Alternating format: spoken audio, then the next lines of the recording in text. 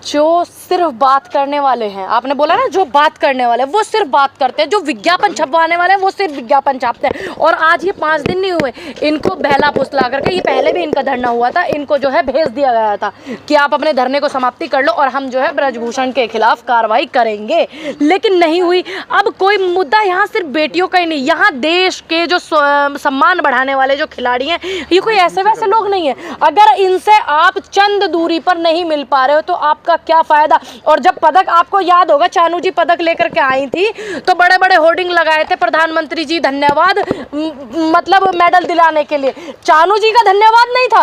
अब वो लोग बिल्कुल मौन धारण करके बैठे हुए हैं। लेकिन समस्या यहाँ सिर्फ यही नहीं रुक जाती है, ये बात है हमें और आपको समझने की कि ना तो ये कल महिलाओं के साथ थे, ना ये कल देश के खिलाड़ियों के साथ थे, ना ये आने वाले समय में रहेंगे। तो हमें एकजुट होकर के महिलाओं को ही नहीं, महिलाओं के साथ चाहिए होगा, आप जैसे भाइयों का भी सबका सपोर्ट चाहिए होगा, उनको सपोर्ट की ज़रूरत है इस समय। और सभी अगर एक होंगे, जब आवाज़ बुलंद होगी तो तब जाकर के कुछ समाधान निकलेगा। क्योंकि देश में किसान आंदोलन हुआ था, उसका समाधान ये लोग नहीं निकाल रहे थे, क्योंकि तानाशाह लोग हैं। राजा जी बिल्कुल ये हो गया था कहीं अहंकार में कि भाई मेरी बदनामी ना हो जाए कि मैंने 2 कदम वापसी ले लिया। तो उस अहंकार में डूबे हुए राजा साहब इससे उभर नहीं पा रहे हैं। तो इसलिए महिलाओं को, युवाओं का, हम भाइयों का साथ जरूरी है, आप जैसे लोगों का, किसानों का भी प्लस उसमें साथ जरूरी है। और मैं एक बात और कहूँगी कि जितने भी हमारे खिलाड़ी, मैं भी उसी परिवार से आती हूँ, खिलाड़ी जो हैं उनको साथ लेना चाहिए, किसानों का भी उनको साथ लेना चाहिए, सभी का। ऐसा नहीं है कि आप अपनी लड़ाई अकेले लड़ना चाहिए, बिल्कुल नहीं। क्योंकि जब मुट्ठी बंद होकर के एकजुटता से लड़ा जाता है तानाशाह से, तो तब वो हमारी जीत निश्चित होती है। पिछली बार जब ये लोग जनवरी में आए थे तो कह रहे थे कि हमें किसी की जरूरत नहीं है, हम अपनी सरकार से बात कर रहे हैं और सरकार हमारा सुनेगी, पूरी उम्मीद थे। हाँ। इस बार उन्होंने कल अपील की है, रोकर अपील की कि खाप पंचायतें आए, राजनीतिक लोग आए और हमारा समर्थन दें। तो क्या वो जो उम्मीद थी, या क्या जो वो मोदी जी से एक उम्मीद ये लोग थे, वो भी खत्म हुई है पहले? वो उम्मीद पहले ही खत्म हो गई थी। अगर वो पहले खत्म नहीं होती तो ये लोग दोबारा नहीं आते, क्योंकि सभी वहाँ पर सम्मानित लोग हैं, इतने सारे लोग हैं जो सम्मानित हैं। अब इन्होंने उम्मीद को पहले से ही खत्म किया।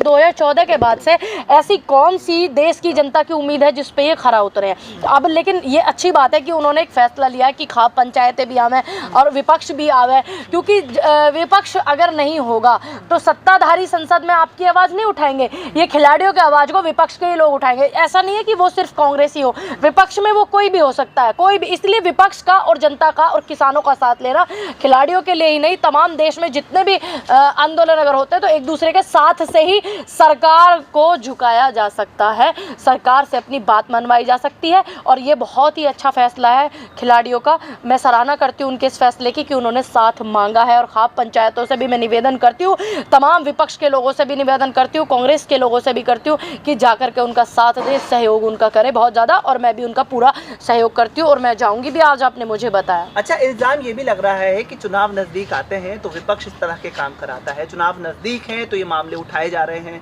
हम देख रहे हैं कि मनरेगा का भी मामला आज वहाँ उठ रहा है, किसान, ये आपका जो रेसलर्स की प्रोटेस्ट है ये भी उठ रही है, मांगे अपनी मनाने के लिए। देखिए, रेसलर्स जो हमारे हैं ये कोई ऐसे नहीं आम लोग नहीं है। सोचो फिर ये आम जनता के साथ क्या करेंगे। रही बात विपक्ष के मुद्दे उठाने की, अगर जनता के मुद्दे, खिलाड़ियों के मुद्दे, जवान नौजवानों के मुद्दे विपक्ष नहीं उठाएगा तो कौन उठाएगा? कॉमन सेंस की बात है, सोचने वाली। विपक्ष ही एकमात्र ऐसा वो होता है कि अगर सत्ताधारी पार्टी से कोई परेशान है, पीड़ित है, तो उसका मुद्दा उठाता है। अब आप इसको चुनाव से जोड़ लीजिए या बेचुनाव से जोड़ लीजिए, ये आपका अपना अपना मत है। ये सभी को पता है, लोकतंत्र देश में विपक्ष जनता की आवाज होता है। आज विपक्ष का कितना ये मान करते हैं सत्ताधारी लोग, ये सबको पता है। और पहले क्या होता था, पहले भी सबको पता है कि विपक्ष का कितना मान होता था। तो ये सिर्फ लोगों को भ्रमित करने के लिए, और ऐसा नहीं है कि विपक्ष, अगर मानो अभी सरकार बदल जाएगी 24 में, तो ऐसा नहीं है कि मैं विपक्ष को दबाने की बात कहूंगी, बिल्कुल नहीं। लोकतंत्र देश में है तो विपक्ष आवाज उठाता है, उनका सम्मान करना चाहिए, उनकी बात सुननी चाहिए, तभी दिखता है लोगों को कि हाँ इस देश में लोकतंत्र है। प्रधानमंत्री नरेंद्र मोदी के नेतृत्व की सरकार में हमेशा हमने देखा कि जब खिलाड़ी पदक जीत कर आए तो खुद प्रधानमंत्री उनसे मिले, हाँ, उनके परिवारों से मिले, हाँ, तो खुद प्रधानमंत्री तो हौसला अफजाई करने वाले हैं, हौसला अफजाई करते हैं। तो अब क्यों नहीं मिल रहे? अब ये बेटियां बैठी हुई हैं, रात को दिल्ली के बॉर्डरों पर सो रही हैं, देश का स्वाभिमान सम्मान बनाने वाले लोग जो है बॉर्डर पे सो रहे हैं चादर ओढ़ करके। क्या प्रधानमंत्री जी की नींद नहीं खुल रही है? इतनी गहरी नींद में सो गए। क्या ऐसी कौन सी टेंशन की दवाई लेकर सो गए, नींद की गोली लेकर सो गए, जो उनको आज छठा दिन है, उनको यहाँ पर देश के बॉर्डर पर देश का सम्मान नहीं दिख रहा कि ये वो लोग हैं जिन्होंने, जब तो आप भी वीडियो कॉल करते थे कि बहुत बढ़िया, बधाइयाँ, शुभकामनाएं, अच्छी बात है, एक प्रधानमंत्री का कर्तव्य होता है, लेकिन ये भी प्रधानमंत्री का कर्तव्य है कि देश को गौरव दिलाने वाले लोग आज यहाँ पर धरना कर रहे हैं तुम्हारी पार्टी के एक व्यक्ति की वजह से। तो तुम एक पार्टी के हो, सिर्फ एक व्यक्ति के लिए हो। देश का प्रधानमंत्री होता है देश का प्रधानमंत्री, उसके लिए विपक्ष पक्ष कुछ नहीं होता, उसके लिए ये होता कि ये जनता, ये प्रजा है और मैं इनका रखवाला हूँ, मुझे इनकी रखवाली करनी है। क्या प्रधानमंत्री ने कौन सा अपना फर्ज निभाया, आप मुझे बताइए? निभाया? आज तक कोई नहीं निभाया। उनको इन बातों से मतलब ही नहीं है। जब देश के जवानों की बात होती है तो वो फोटो शूट कराना चले जाते हैं। सतपाल मलिक जो है इतनी बातें बोल रहे हैं, इतनी चीज़ें बोल रहे हैं, प्रधानमंत्री क्लियर करने को तैयार नहीं। देश के तमाम बड़े बड़े चैनल कहाँ सो गए कि एक 3 बार के गवर्नर रह चुके सतपाल मलिक जी कह रहे हैं कि ये पुलवामा जो हुआ हमारी गलती है, हमारी गलती से इस तरीके की चीज़ें हुई और उन्होंने हवाई जहाज मांगे, लेकिन प्रधानमंत्री अपने फोटोशूट में बिजी थे। अपने 8 करोड़ 10 करोड़ 48 करोड़ के वो ले आएंगे ये अपने बैठने के लिए हवाई जहाज। लेकिन पहले कहाँ थी ये? कौन पहले क्यों नहीं बोले? क्यों इनको चुप करा दिया गया था? चुप क्यों हो जाता आदमी? थोड़ा प्रभाव में आता देश के प्रधानमंत्री, न जाने कुछ अच्छा करेंगे। प्रधानमंत्री ने उन्हें आश्वासन दिलाया था कि हाँ हम इनकी बात पर ध्यान देंगे और हम इसको आकर के करते हैं। आप कुछ दिन तक शांत रहिए, जब उन्हें लगा नहीं हुआ, अब प्रधानमंत्री अगर कोई किसी चीज का विश्वास दिलाएंगे, अगर राज्यपाल नहीं मानेंगे तो फिर आप राज्यपाल की गलती बताएंगे। अगर आज राज्यपाल सच बोल रहे हैं तो आप उनके लिए सपोर्ट नहीं कर रहे हैं। आप जैसे पत्रकारों को सपोर्ट नहीं करना चाहिए। जब हिंदू मुस्लिम का कोई मुद्दा आता तो तुम फटाक से आ जाते हो। और आज राज्यपाल जी का इंटरव्यू लेने तुम कितने लोग गए भाई? बताओ कितने लोग गए थे? आज देश का आत्मा अब जागी है। क्यों? जब प्रधानमंत्री जी ने आश्वासन दिया था कि हाँ हम बात करेंगे इस मुद्दे पर, तो प्रधानमंत्री की अगर बात नहीं सुनते तो आप राज्यपाल को जब भी गलत बताते क्यों नहीं? क्यों अब बीजेपी में नहीं है क्या? अब इस्तीफा दे दिया क्या? नहीं ना। राज्यपाल से क्या मतलब है? राज्यपाल से क्या मतलब है? अगर राज्यपाल गलत है तो उन्हें जेल भिजवाओ, आप उनको जेल भेज। क्यों? क्यों? क्यों? कुर्सी का क्या मतलब है? जब प्रधानमंत्री जी ने उनको आश्वासन दिया था कि हाँ मैं इस मुद्दे पर बात करता हूँ, इसका निष्पक्ष काम करता हूँ, निष्पक्ष इसकी वो कराता हूँ, तो आदमी ने बात मान लिया। दूसरी बात, अभी वो राज्यपाल मौजूदा है लेकिन है बीजेपी में। अगर वो इस मुद्दे को उठा रहे हैं, तुम लोग हिंदू मुस्लिम का यहाँ मुर्गा लड़ाने आ जाते हो, लेकिन राज्यपाल की एक बार भी बात नहीं कर रहे हो। तुम क्यों नहीं उनका इंटरव्यू लेने के लिए जा रहे हो? काहे को नहीं जा रहे हो भाई? देश का कोई आम व्यक्ति नहीं बोल रहा है, 3 बार का राज्यपाल है। अगर राज्यपाल गलत है तो आप उन्हें जेल भेज दो, खत्म बात। अगर राज्यपाल सही है तो आप क्यों नहीं सपोर्ट करते मीडिया वाले? देश में इतना बड़ा मीडिया को नाम दिया गया, चौथा स्तंभ कहा गया, कितने पेपरों में राज्यपाल की खबर छपी। दूसरी बात, क्यों नहीं प्रधानमंत्री, आज 9 साल हो गए उनकी सरकार को, 9वीं साल चल रही है, आज तक उन्होंने कोई प्रेस कॉन्फ्रेंस नहीं की। अगर राज्यपाल गलत है तो वो प्रेस कॉन्फ्रेंस करके राज्यपाल को गलत साबित क्यों नहीं करते? अंजना वो डराना चाहते हैं क्या? सबसे ज्यादा तो कांग्रेस इस मुद्दे को उठा रही है। क्यों नहीं उठाएंगे भाई? तो उनको फायदा है ना। हमें फायदा ना से मतलब नहीं है। हमें देश में जो 2019 में वोट लूटी गई थी पुलवामा कांड पर, हमें उन जवानों से, उन शहीदों से मतलब है कि उनको इंसाफ मिलना चाहिए सही मायने में। हम इसलिए मुद्दे उठाते हैं। अगर हम मुद्दे ना उठाए तो तुम ये लोग कहते हो कि तुम ही लोग कि ये मुद्दे नहीं उठा रही कांग्रेस इस मुद्दे को क्यों नहीं उठा रही? और अब उठा रहे तो तुम जैसों को तकलीफ हो रही है। काहे तुम लोग खा जो रही भाई? क्या तकलीफ तुमको? अगर मुद्दे उठा रहे हैं पुलवामा का, सही मायने में श्रद्धांजलि क्या होगी उनको? यही होगी ना। अगर हम मुद्दे उठा रहे, तुम्हें क्या तकलीफ है? क्या दिक्कत है भाई तुम्हारा? दिक्कत बताओ तुम अपनी। अब तुम्हें परेशानी हो गई?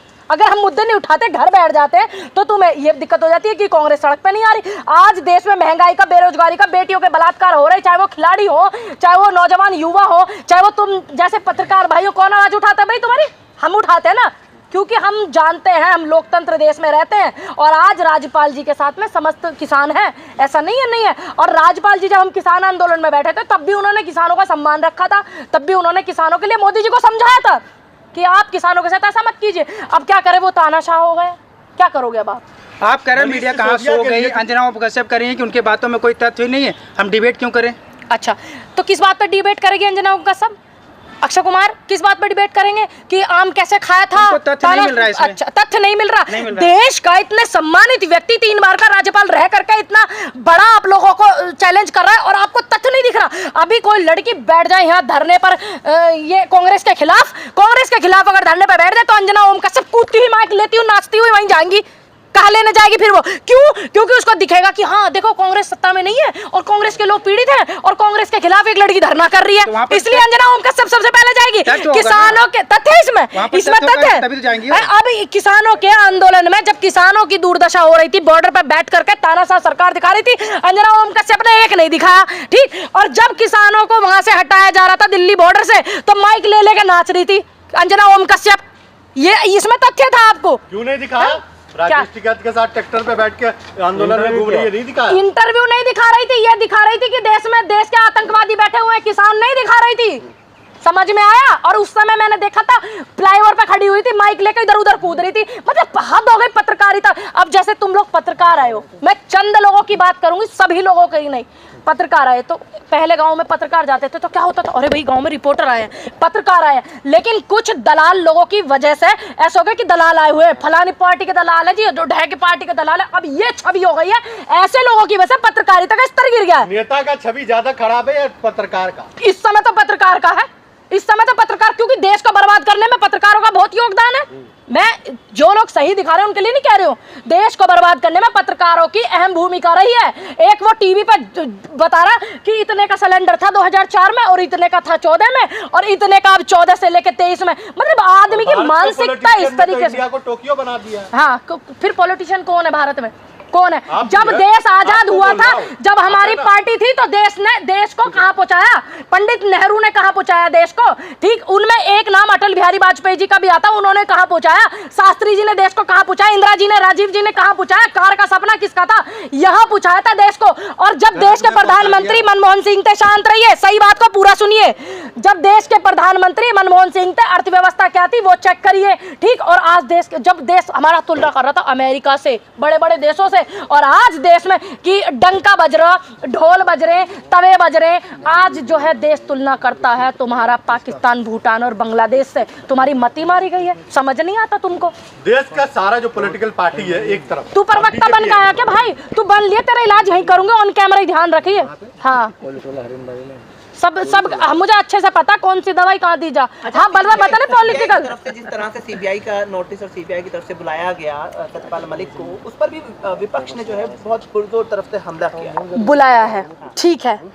ये बीमा का जो मैटर चल रहा है, ये बीमा घोटाले के मामले में बुलाया भाई। जब ये बीमा वाला मैटर उठा था जिसमें क्लीन चिट दी गई थी, आपको पता है, मैं एक पेपर की न्यूज देख रही थी कि उसमें क्लीन चिट, जब उसमें क्लीन चिट हो गई तो फिर उनको क्यों बुलाया? मामले को उठाया भी सत्यपाल मलिक नहीं था। उसी मैंने वही मैं कह रही हूँ ना, जब इसको क्लीन चिट हो गया फिर क्यों बुलाया? ये बात तो वो हो गई ना, जैसे राहुल गांधी को क्लीन चिट मिल गई थी इस वाले मामले में, भाषण वाले में, 19 वाले केरल वाले में, उसको शिफ्ट कराया गुजरात, उसी तरीके का प्रकरण चल रहा है। लेकिन यहाँ पर सत्यपाल मलिक जी के मुद्दे को कोई नहीं उठा रहा। आप 56 मुद्दे देश का मीडिया उठा रहा है, सत्यपाल मलिक जी वाले मुद्दे पर देश का मीडिया क्यों नहीं? देखिए, कोई भी अगर आतंकवादी है, कोई आरोपी है, तो हमें उससे कोई लेना देना नहीं, कोर्ट उसके साथ में कुछ भी करे। लेकिन जो मीडिया के सामने हुआ है वो बिल्कुल गलत है, क्योंकि हम लोकतंत्र देश में रहते हैं। फिर सवाल उठते हैं पुलिस पर, फिर सवाल उठते हैं सिस्टम पर, सरकार पर उठते हैं, वो गलत है। लेकिन आरोपी के साथ में कोर्ट कुछ भी करे, जेल भेजे, फांसी चढ़ाए, हमें उससे कोई लेना देना नहीं। अब इस मुद्दे को इस मुद्दे से दबाया जा रहा है जानबूझ करके,